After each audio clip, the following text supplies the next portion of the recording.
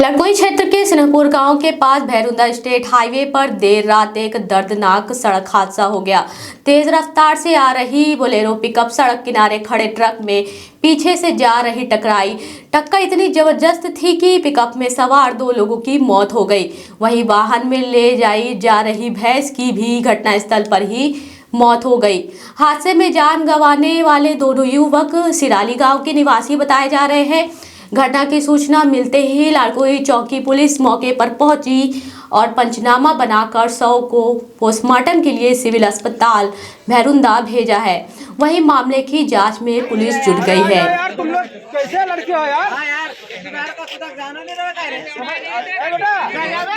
अरे होगा क्या उतरे 2 जना